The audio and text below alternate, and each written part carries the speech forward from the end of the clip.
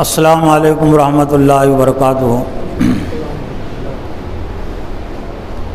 الحمد للہ نحمدہ ونستعینہ ونستغفرہ ونؤمن بہ ونتوکل علیہ ونعوذ باللہ من شرور انفسنا ومن سیئات اعمالنا۔ قال اللہ تعالی فی القرآن المجید والفرقان الحمید: فاعوذ باللہ من الشیطان الرجیم، بسم اللہ الرحمن الرحیم۔ الم تر کیف ضرب اللہ مثلا کلمۃ طیبۃ کشجرۃ طیبہ اصلها ثابت وفرعها فی السماء تؤتی اکلها کل حین بإذن ربها ویضرب اللہ الامثال للناس لعلهم یتذکرون۔ ومثل کلمۃ خبیثۃ کشجرۃ خبیثۃ اجتثت من فوق الارض ما لها من قرار یثبت اللہ الذین آمنوا بالقول الثابت فی الحیاۃ الدنیا وفی الآخرہ ویذل اللہ الظالمین۔ وقال اللہ تعالی ایضا: لا اکراہ فی الدین قد تبین الرشد من الغی فمن یکفر بالطاغوت ویؤمن باللہ فقد استمسک بالعروۃ الوثقی لا انفصام لها واللہ سمیع علیم۔ وقال النبی صلی اللہ علیہ وسلم: بنی الاسلام علی خمس: شہادۃ ان لا الہ الا اللہ وان محمدا عبدہ ورسولہ واقام الصلاۃ وایتاء الزکوٰۃ والحج وصوم رمضان، او کما قال علیہ الصلاۃ والسلام۔ معزز و محترم دینی بھائیوں، بزرگوں، نوجوانوں، خواتین اور بہنوں، آج کے اس جمعہ میں نہیں بلکہ جمعہ کے خطبے میں جس عنوان کے تحت کچھ باتیں قرآن و حدیث کی روشنی میں پیش کرنی ہیں، تو اس عنوان کا تعلق اسلام کے بنیادی عقیدے سے ہیں اور بنیادی کردار اور طرز عمل سے ہیں، اور وہ ہیں اسلام کے پہلے کلمے کی کچھ تشریح اور تقاضے، اور پہلے کلمے ہی کی روشنی میں آج سے 300 سال پہلے شاہ ولی اللہ محدث رحمۃ اللہ علیہ کے زمانے میں عام مسلمانوں کی تعلیم اور تربیت کے لیے جو 4 کلمے اور اس میں جوڑے گئے تھے، یا 4 کلموں کے ذریعے سے اس پہلے کلمے کی جو تشریح اور وضاحت کی گئی تھی، اور بر صغیر کے تمام مسلمانوں کے لیے اس کو ایک طرح سے دین کا نصاب اور سلیبس قرار دیا گیا تھا۔ ہندوستان کی تاریخ پر نظر رکھنے والے اچھی طرح جانتے ہیں، اور خاص طور سے دینی کوششوں پر نظر رکھنے والے اچھی طرح جانتے ہیں کہ شاہ ولی اللہ محدث رحمۃ اللہ علیہ نے باضابطہ ہندوستان میں تمام مسلمانوں کو دین کی یعنی قرآن و حدیث کی تعلیم سے جوڑنے کی کوشش کی ہے۔ اس سے پہلے بھی کوششیں ہوئی ہے، لیکن ان کی حیثیت ذرا محدود پیمانے کی تھی اور خصوصی نوعیت کی تھی، اور شاہ ولی اللہ محدث رحمۃ اللہ علیہ کا زمانہ وہ زمانہ تھا کہ اورنگزیب رحمۃ اللہ علیہ کی وفات ہو چکی تھی۔ اورنگزیب رحمۃ اللہ علیہ کی وفات کے ساتھ ہی بر صغیر میں مسلمانوں کا سیاسی زوال بھی شروع ہو گیا اور دینی زوال بھی شروع ہو گیا، اور یہ بھی انسانی تاریخ پر نظر رکھنے والے اچھی طرح جانتے ہیں کہ جو قوم سیاسی لحاظ سے حکمراں ہوتی ہے، بالادست ہوتی ہے، تو اس کو نظم اور ضبط میں رکھنے کے لیے بہت زیادہ الگ سے کوشش نہیں کرنی پڑتی، وہ سیاسی نظام ہی اس کو نظم اور ضبط میں رکھنے کے لیے کافی ہو جاتا ہے۔ تو بہت ساری مسلمانوں کی مسلم دور حکمرانوں میں کمزوریاں تھیں، عقائد کی بھی کمزوریاں تھیں، اعمال کی بھی کمزوریاں تھیں، لیکن چونکہ مسلمان سیاسی لحاظ سے غالب تھے تو وہ سیاسی غلبے کی وجہ سے وہ دینی کمزوریاں ذرا دبی ہوئی تھی۔ لیکن اورنگزیب رحمۃ اللہ علیہ کی وفات کے بعد جب مسلمان ایک طرح سے سیاسی زوال کا شکار ہو گئے تو پھر اس وقت جو علماء اکرام تھے، جو مجددین تھے، اور اس وقت کی جو متفق علیہ ایک طرح سے شخصیت تھی وہ شاہ ولی اللہ محدث رحمۃ اللہ علیہ کی تھی۔ تو تعلیم اور تربیت اور دین کی تفہیم کے لیے جہاں انہوں نے ایک طرف قرآن مجید کا فارسی زبان میں ترجمہ کیا، اس لیے کہ زیادہ تر مسلمانوں کی زبان وہ فارسی تھی، جس طرح سے آج ہم یہ کہہ سکتے ہیں کہ بر صغیر کے زیادہ تر مسلمانوں کی زبان اردو ہے، تو آج سے 300 سال پہلے یہ حیثیت نہیں تھی۔ یہ تمام مسلمانوں کی اردو زبان بعد میں بنی ہے، پہلے اکثر مسلمانوں کی زبان فارسی تھی۔ اس لیے مسلمانوں کی اکثریت کو قرآن سے جوڑنے کے لیے، دین سمجھانے کے لیے شاہ ولی اللہ محدث رحمۃ اللہ علیہ نے قرآن مجید کا فارسی زبان میں ترجمہ کیا۔ لیکن جیسا کہ مسلمان سیاسی زوال پذیر بھی تھے اور دینی لحاظ سے بھی انحطاط میں مبتلا ہو چکے تھے، اس لیے نظم اور ضبط کی برقراری کے لیے ایک نصاب ترتیب دیا گیا تھا جو 5 کلموں کے نام سے ہیں۔ بعد میں اس کی حیثیت یا آج اس کی حیثیت وہ صرف تلاوت کی ہو کر رہ گئی، تبرک کی ہو کر رہ گئی، یا رٹنے اور رٹانے کی ہو کر رہ گئی۔ وہ 5 کلموں کا جو نصاب ہے، ایک طرح سے یہ 5 کلمے پہلے کلمے ہی کی تشریح اور اسی کی وضاحت اور اسی کا تقاضا ہیں، اور اس پانچوں ہی کلموں کے جو الفاظ ہیں تو وہ قرآن حدیث سے نکلے ہوئے ہیں، صرف اس کو ایک ترتیب دی گئی، اس کو ایک شکل دی گئی نصاب کی، اور اس کو ایک نصاب کی شکل دے کر ایک طرح سے معاشرے میں عام کیا گیا تھا کہ جو ان 5 کلموں کو مانتا ہے وہ مسلمان ہے، اور جو نہیں مانتا وہ مسلمان نہیں۔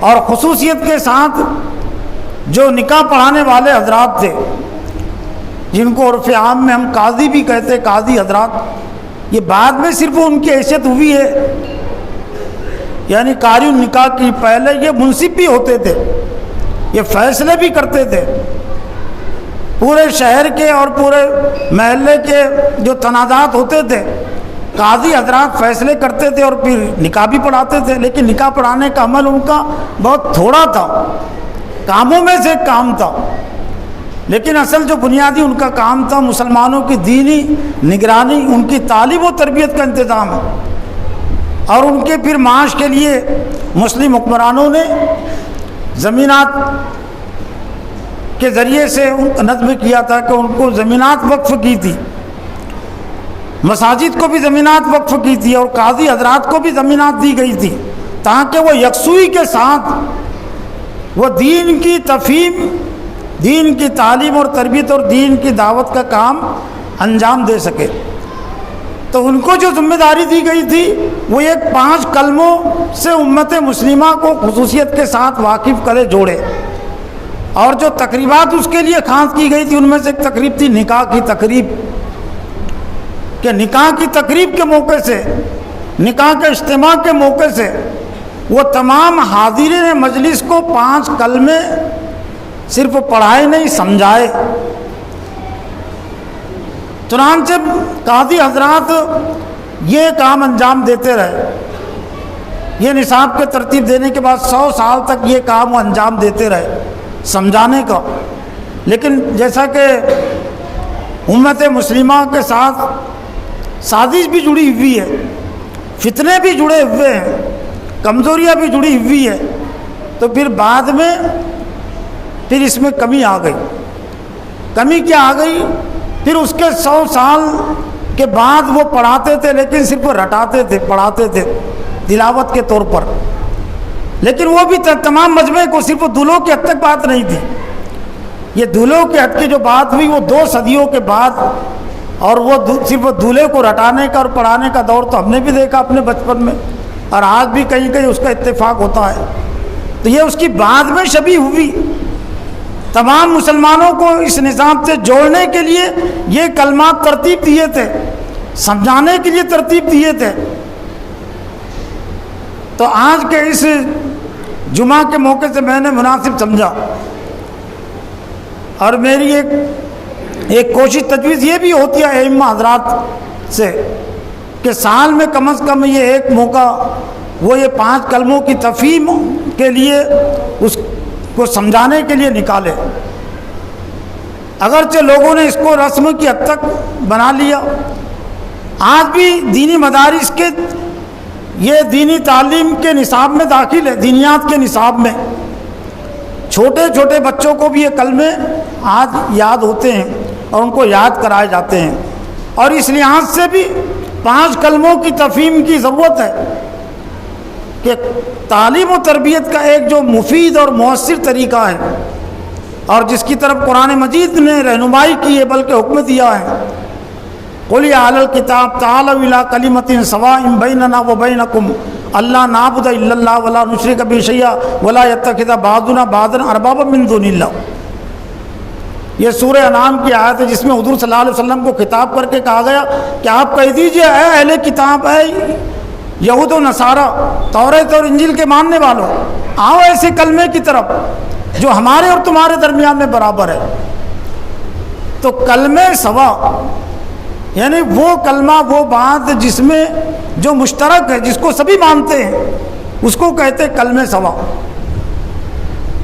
تو موجودہ دور میں مسلمانوں کو کلمے سوا کے طور پر یہ 5 کلموں کی طرف بھی دعوت دینے کی، بلانے کی ضرورت ہے، تاکہ وہ اس کو اپنے لیے کوئی اجنبی چیز نہ سمجھے، ایک نئی چیز نہ سمجھے۔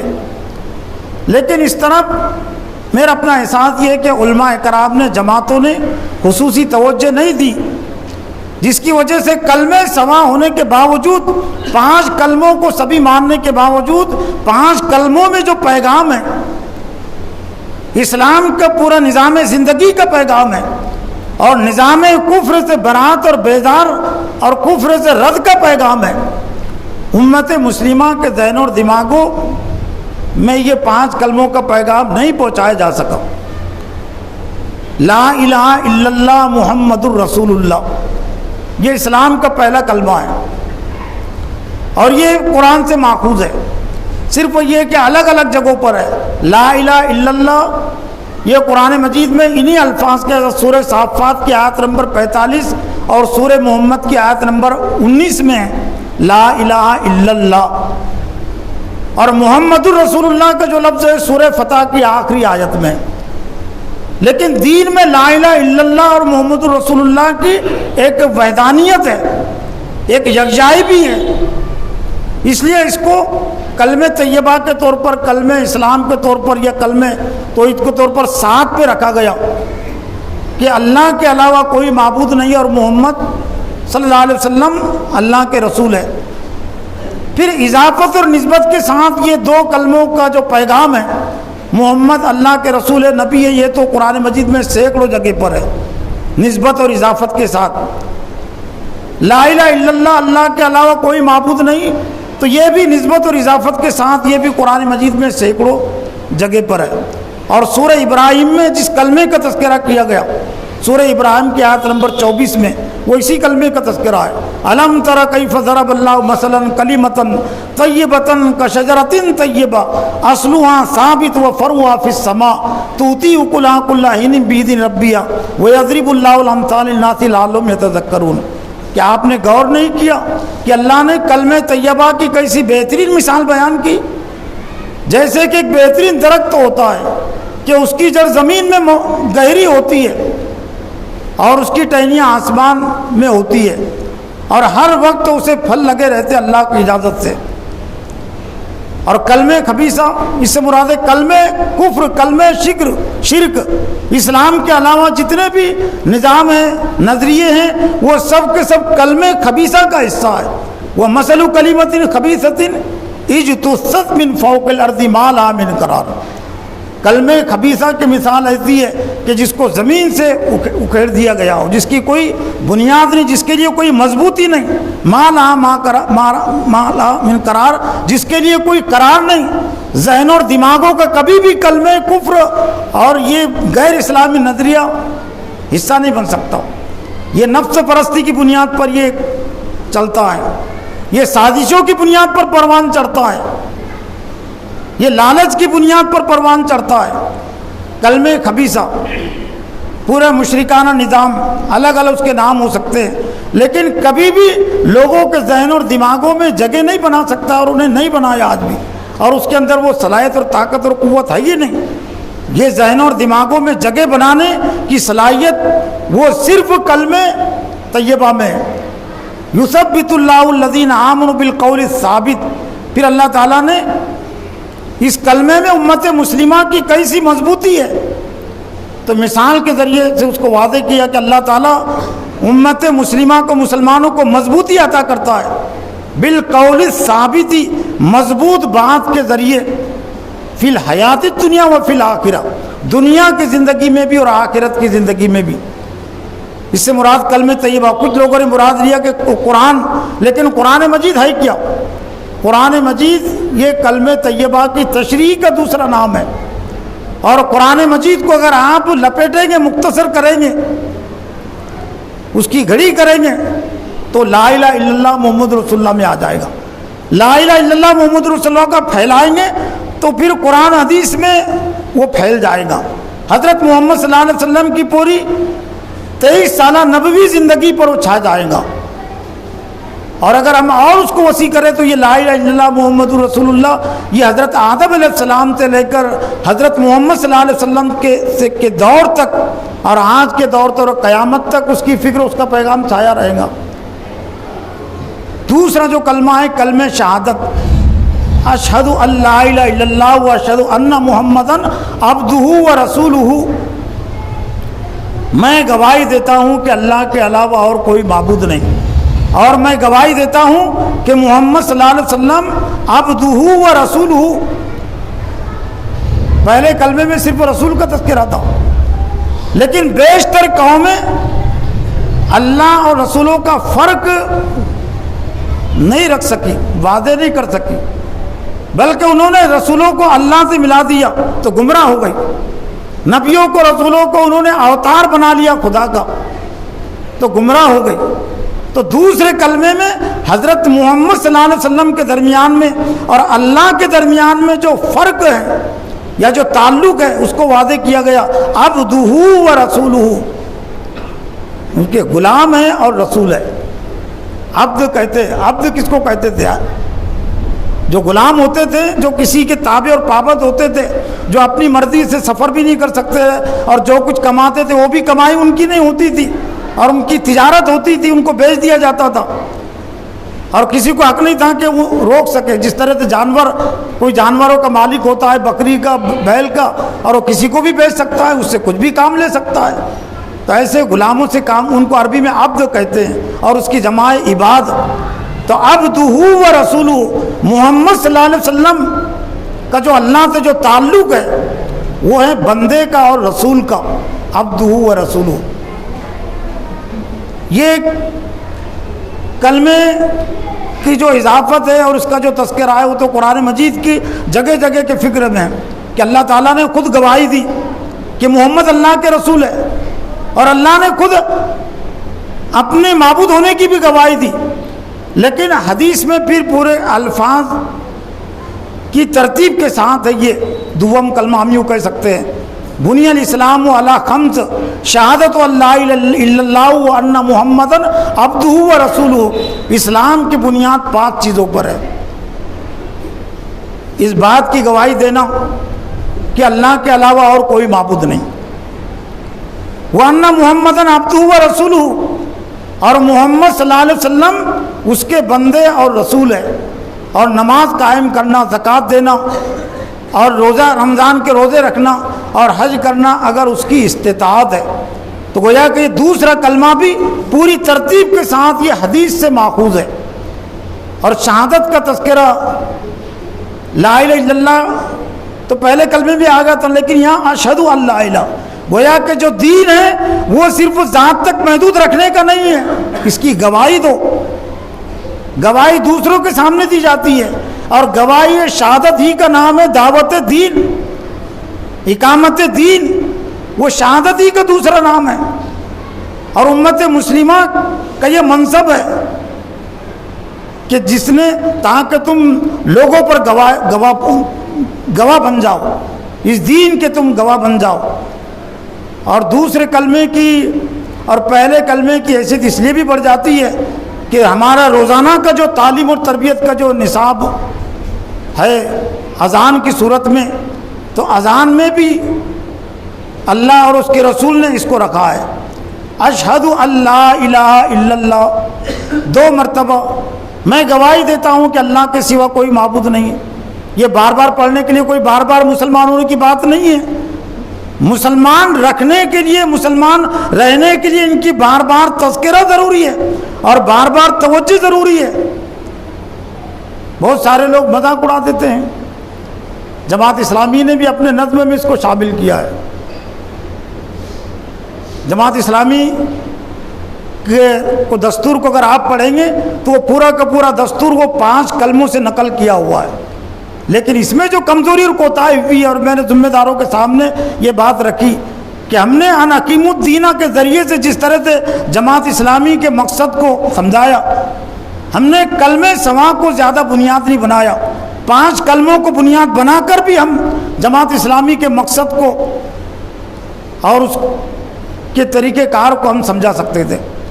جماعت اسلامی کا عقیدہ ہے لا الہ الا اللہ محمد رسول اللہ، اور پھر لا الہ الا اللہ محمد رسول اللہ کی جماعت اسلامی کے دستور میں جو تشریح کی گئی 3 صفحات پر مشتمل، آپ دیکھیں گے کہ وہ پوری کی پوری تشریح وہ 5 کلموں سے لی ہوئی ہے۔ دوسرے کلمے کی بھی بڑی اہمیت ہے جماعت اسلامی کے نظم میں کہ جب کوئی رکن بنتا ہے تو اس کی تجدید شہادت کرائی جاتی ہے، تجدید مطلب تجدید نئے سرے سے گواہی، جیسا بہت سارے مذاق اڑا دیتے ہیں کہ گویا کہ جماعت اسلامی ابھی تک مسلمان نہیں سمجھ رہی تھی، اب اس کو مسلمان، تو اذان میں بھی اذان کا جواب دینے کا حکم ہے نا، تو 5 مرتبہ پھر مسلمان بنایا جاتا کیا؟ اشہد ان لا الہ الا اللہ کہنے کا حکم ہے نا، جو مؤذن کہہ رہا ہے وہ دہرانے کا حکم ہے نا، اشہد ان محمد رسول اللہ، اسی کا نام ہے نا دوم کلمہ۔ تو دوم کلمہ تو روزانہ کی 5 نمازوں اذانوں کا حصہ ہیں، اور 5 مرتبہ دہرانے کی چیز ہے، واجب ہے اذان کا جواب دینا۔ مسلمان ہو جانا آسان ہے، اسلام قبول کر لینا آسان ہے، اسلام پر قائم رہنا یہ ذرا مشکل ہے۔ اس لیے بار بار اسلام کی جو اہم باتیں ہیں وہ بار بار رکھی گئی ہے، وہ بار بار یاد دلائی گئی ہے۔ سورہ فاتحہ جو ہر نماز میں رکھی گئی ہے، ہر رکعت میں رکھی گئی ہے، وہ اس لیے کہ یہ ذمہ داریوں کو یاد دلاتی ہے اور باطل سے اور گمراہ لوگوں سے برات اور بیداری کا اظہار کراتی ہے غیر المغضوب علیہم ولا الضالین کے ذریعے سے۔ تو دوم کلمہ ایک طرح سے ہماری اذان کا بھی حصہ ہے، اذان کے کلمات میں بھی یہ شامل ہے، اشہد ان محمد رسول اللہ۔ سوم کلمہ تمجید اس کا نام ہی ہے، بزرگی اور بڑائی۔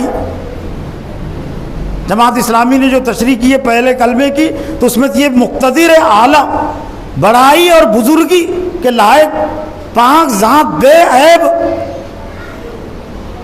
تعریف کے لائق وہ صرف اللہ ہے۔ تو کون سی نئی چیز جماعت دلا ہے؟ سبحان اللہ والحمد للہ ولا الہ الا اللہ واللہ اکبر لا حول ولا قوت الا باللہ۔ یہ سب یہ 6 کلموں میں سے 4 کلمے تو قرآنی کلمے ہیں۔ سبحان اللہ قرآن میں آیا ہے نا، الحمدللہ بہت سارے لوگ یہ 5 کلموں کو ایسی نظر انداز کر دیتے ہیں۔ میں نے 1-2 کے سامنے پیش کیا نظر انداز کر، میں نے کہا کہ اب بات آسان نہیں رہی، میں آدھا گھنٹہ آپ کو نہیں چھوڑوں گا، ذمہ دار قسم کے آدمی تھے، تو انہوں نے کہہ دیا کہ قرآن و حدیث سے اس کا کہاں ثبوت ہے؟ تو میں نے پھر ان کو کہا کہ ثابت کیجئے کہ یہ جو 5 کلموں میں جو کلمات ہیں ان میں سے ایک ایسا کلمہ ہے جو قرآن میں نہیں آیا اور حدیث میں نہیں آیا. لیکن بعد میں ان کو قائل ہونا پڑا. ہم نے کہا کہ یہ جو ترتیب ہے یہ ترتیب یقیناً 305 سال پہلے اس کو ترتیب دیا گیا، لیکن یہ جو کلمات ہیں یہ تو قرآن میں پھیلے ہوئے ہیں، یہ تو حدیث میں پہلے سے موجود ہے، یہ تو ہماری اذان میں بھی موجود ہے، یہ تو ہماری نماز میں موجود ہے. سبحان اللہ کا کلمہ قرآن میں ہے اور ہماری نماز سبحانک اللہم و بحمدک سبحان ربی العظیم سبحان ربی الاعلیٰ کیا نماز اور اذان کا حصہ نہیں؟ اذان کا نماز کا حصہ نہیں ہے؟ والحمدللہ کیا الحمدللہ کا آغاز سورہ فاتحہ کا آغاز ہماری نماز کا آغاز الحمدللہ سے نہیں ہوتا ہے؟ ولا الہ کیا لا الہ الا اللہ کا لفظ قرآن میں نہیں ہے؟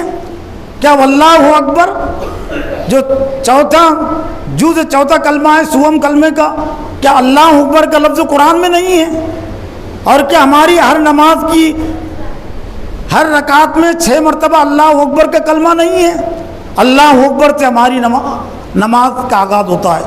اللہ اکبر کے ذریعے سے ہم رکوع میں جاتے ہیں، سجدے میں اللہ اکبر کے ذریعے سے جاتے ہیں اور سجدے سے اٹھتے اللہ اکبر کے ذریعے سے. تو بڑائی بزرگی اور پاک بے عیب ذات وہ اللہ کی ہے. لا حول ولا قوت الا باللہ. حدیث میں یہ جو کلمہ ہے یہ اس ترتیب کے ساتھ آیا ہے. قرآن میں تو الگ الگ جگہوں پر، لیکن حدیث میں ایک ساتھ ہی آپ کو لا حول، کوئی رکاوٹ نہیں اور کوئی طاقت اور قوت نہیں مگر اللہ کی. یعنی اگر اللہ نہ چاہیں تو کوئی طاقت ہمارے قدم کو روک نہیں سکتی، کوئی آڑ نہیں اور کوئی قوت نہیں، آگے بڑھنے والی کوئی چیز نہیں. طاقت اور قوت وہ صرف اللہ کی ہے. چاروں کلمے کا نام ہی ہے توحید. توحید گویا کہ مطلب اس کو مانے بغیر کسی کا عقیدہ پورا صحیح ہو نہیں سکتا. چاروں کلمے میں بھی جتنے کلمے ہیں وہ سب کے سب قرآن سے لیے ہوئے ہیں اور مکمل حیثیت میں وہ حدیث میں ہے. چاروں کلمہ توحید لا الہ الا اللہ وحدہ لا شریک لہ لہ الملک ولہ الحمد یحیی و یمیت بیدہ الخیر وہو علی کل شیء قدیر. چاروں کلمہ توحید لا الہ الا اللہ. لیکن ایک خصوصیت یہ 4 کلموں کی کہ ہر کلمے میں لا الہ الا اللہ کا تذکرہ. یہ بڑا کام انہوں نے کیا کہ لا الہ الا اللہ کو انہوں نے نظر انداز نہیں کیا. ہر پورے 5 کلمے میں انہوں نے نصاب جب تشکیل دیا تو ہر کلمے میں لا الہ الا اللہ کو رکھا. اس لیے بالکل رکھنے کی چیز ہے ہی نہیں، ہم کبھی اس کو نظر انداز نہیں کر سکتے.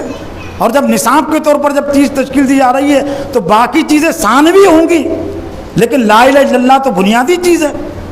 لا الہ الا اللہ وحدہ وہ اکیلا ہے، لا شریک لہ اس کا کوئی شریک نہیں، لہ الملک اسی کے لیے اقتدار بادشاہت ہے.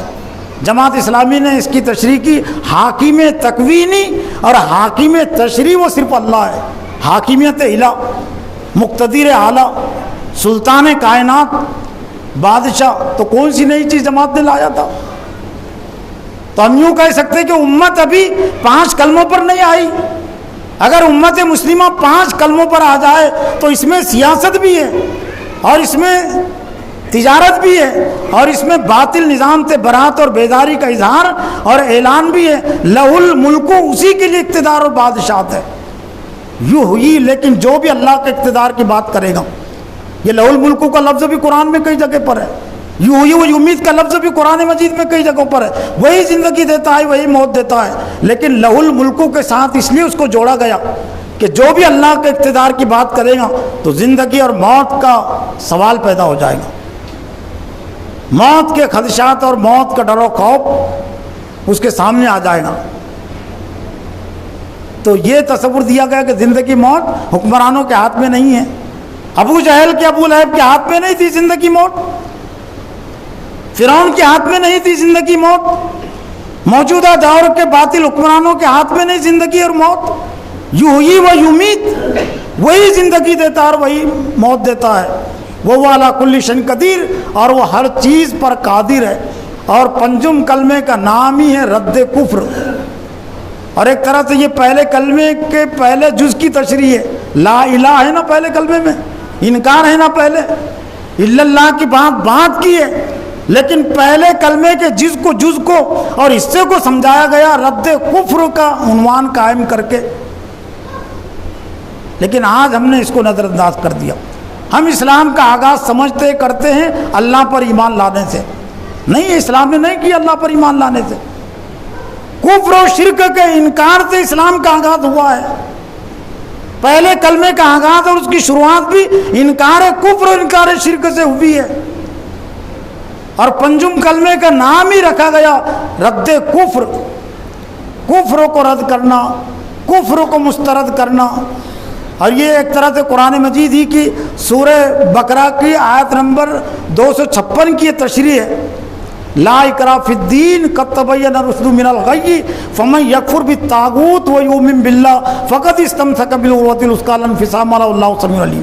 دین میں زبردستی نہیں، زبردستی کسی کو مسلمان بنایا جا سکتا ہے، اور مسلمان بناتے بھی نہیں زبردستی، نہ انبیاء نے بنایا، نہ آج کوئی داعی زبردستی کسی کو مسلمان بنا رہا، اور زبردستی مسلمان بناتے کوئی مسلمان ہوتا بھی نہیں۔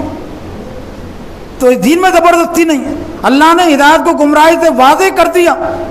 فَمَن يَكْفُرْ بِالطَّاغُوتِ وَيُؤْمِن بِاللَّهِ، جو طاغوت کا انکار کرے، جس میں شرک کا انکار ہے، کفر کا انکار ہے، اور تمامی باطل قرآن عزیز کے علاوہ جتنے بھی نظریات ہیں، جتنے بھی احکام اور اعمال ہے، اس کا انکار ہے، اسی کو کہتے ہیں کفر بالطاغوت۔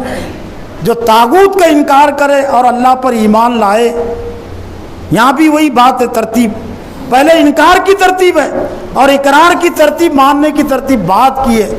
فقط استمسک بالعروۃ الوثقی، تحقیق اس نے اللہ کی رسی کو مضبوطی کے ساتھ پکڑ لیا، جو چھوٹنے والی نہیں ہے، جو ٹوٹنے والی نہیں ہے، اور اللہ سننے والا جاننے والا ہے۔ تو پنجم کلمہ رد کفر، پنجم کلمے کا نام ہے کفر کو رد کرنا، وہ کفر جو تعلیم میں ہے، لارڈ میکالے کی پالیسی کا انکار، یہ پنجم کلمے کا حصہ ہے۔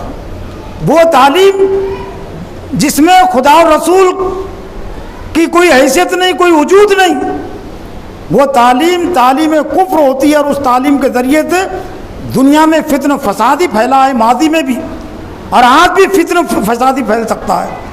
تو وہ کفر جو تعلیم کا کفر ہے، وہ کفر جو تجارت کا کفر ہے، وہ کفر جو سیاست میں ہے، زندگی کے تمام معاملات میں جو کفر ہے، اس کا رد ہے اجتناب طاغوت، جس کو جماعت اسلامی نے اپنے دستور میں شامل کیا۔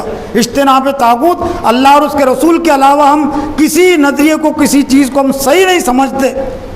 تو یہ تو پنجم کلمے کی بات تھی نا، کوئی نئی چیز نہیں تھی نا علماء کے لیے، کم از کم عوام کے لیے تو نئی چیز ہو سکتی ہے نا، لیکن علماء تو 5 کلمے پڑھتے ہیں، بچپن میں پڑھتے ہیں، اور بچپن میں جو بچے ان کو پڑھاتے ہیں، لیکن افسوس یہ کہ جو چیز بچپن میں وہ بچپن میں بھی نہیں آ سکی، جبکہ بچپن کی چیز نہیں آئی بچپن میں، تو بچپن میں تو آنا چاہیے تھا نا کم از کم۔ میرا اشارہ ہے عمر کی طرف، کہ بڑی عمر میں تو آنا چاہیے تھا نا، اس طرف توجہ ہونی چاہیے تھی نا، کہ بچپن میں ہم کو رٹایا گیا، ہم نہیں سمجھے، ہم کو نہیں سمجھایا گیا، تو بچپن میں تو سمجھنا چاہیے تھا، لیکن بچپن میں بھی ہم نہیں سمجھ سکے، اور جو سمجھے انہوں نے سمجھانے کی کوشش نہیں کی۔ اللہم انی اعوذ بک من ان اشرک بک شیء، اے اللہ میں تیری پناہ چاہتا ہوں، ان اشرک بک شیء، عربی سمجھنے والے اس انداز کو زیادہ جانیں گے، کہ میں تیری پناہ چاہتا ہوں کہ میں کچھ بھی شرک کروں، شیء کے الفاظ ہے کہ کچھ بھی شرک میں کروں، وہ انا عالم ہوں، اور میں جانتا ہوں کہ شرک کیا کیا ہے۔ تو یہ تو پنجم کلمے کا تقاضا اور مطالبہ ہے نا، کہ شرک کا علم ہم حاصل کریں اور اس سے برات اور بیداری کا اظہار کرے۔ وَتَبَرَّأْتُ مِنَ الْكُفْرِ وَالشِّرْكِ وَالْكِذْبِ وَالْغِیبَةِ وَالْبُہْتَانِ وَالْمَعَاصِی كُلِّهَا أَسْلَمْتُ وَآمَنْتُ وَأَقُولُ لَا إِلَٰهَ إِلَّا اللَّهُ مُحَمَّدٌ رَسُولُ اللَّهِ، پورا کفر کا تیا پاچا ہو گیا، اور پورے اسلام کی اشاعت ہو گئی، اس کی دعوت آ گئی۔ یہ گناہ وہ ہیں کہ جن میں قرآن میں بھی بار بار تنبیہ کی گئی ہے، بچنے کی تلقین کی گئی ہے، کہ میں برات اور بیداری کی اظہار کرتا ہوں من الکفری، کفر سے، اور صرف کفر نے شرک سے بھی، کفر کہتے بالکل انکار کر دینا، اور شرک کہتے ماننا لیکن دوسروں کو بھی ماننا، اللہ کے ساتھ کسی اور کو شریک قرار دینا، گویا کہ دونوں کفر سے بھی برات اور بیداری کی اظہار، یہ پنجم کلمے کی دعوت ہے، پیغام ہے۔ شرک سے بھی برات اور بیداری کے، والکذبی، اور جھوٹ سے، والکذبی والغیبتی، غیبت سے، والبہتان، کسی پر تہمت لگانا، اسلمت وآمنت، میں فرما بردار ہوا۔ یہ اس اسلام کی بات نہیں جو ہم سمجھتے کہ ایک زندگی میں ایک مرتبہ اسلام لا لیے تو کافی ہے۔ میں تیرا فرما بردار ہوں، وآمنت، اور میں تجھ پر ایمان رکھتا ہوں۔ اور جہاں سے پھر یہ 5 کلمے میں سے پہلے کلمے کا آغاز ہوا تھا، اختتام بھی اسی پر کیا گیا، اسلمت وآمنت واقول، اور میں کہتا ہوں لا الہ الا اللہ محمد الرسول اللہ، کہ اللہ کے علاوہ وہ کوئی معبود نہیں اور محمد صلی اللہ علیہ وسلم رسول ہے۔ تو ضرورت اس بات کی ہے کہ ہم 5 کلموں کو خود بھی سمجھیں اور اپنے ذہن اور دماغوں میں داخل کریں، اور 5 کلموں کا جو پیغام ہے اس کو ہم خود بھی قبول کریں، اور 5 کلموں میں جن باتوں سے روکا گیا، منع کیا گیا، ان باتوں سے ہم خود بھی رکیں، اور اپنے بچوں کو بھی ہم سمجھائیں، اپنے اہل و عیال کو بھی سمجھائیں، متعلقین کو بھی سمجھائیں، اور جہاں تک ہمارا بس چلتا ہے وہاں تک ہم ان 5 کلموں کو ہم سمجھانے کی کوشش کریں، اور جن باتوں سے یہ 5 کلموں میں روکا گیا ان سے ہم دوسروں کو بھی روکنے کی کوشش کریں۔ اللہ سے دعا ہے کہ اللہ تعالیٰ مجھے بھی اور آپ کو بھی یہ 5 کلموں کی اصل حقیقت کو اور اس کے پیغام کو سمجھنے کی توفیق عطا فرمائے، اس سے جڑنے کی توفیق عطا فرمائے۔ وآخر دعوانا ان الحمد للہ رب العالمین۔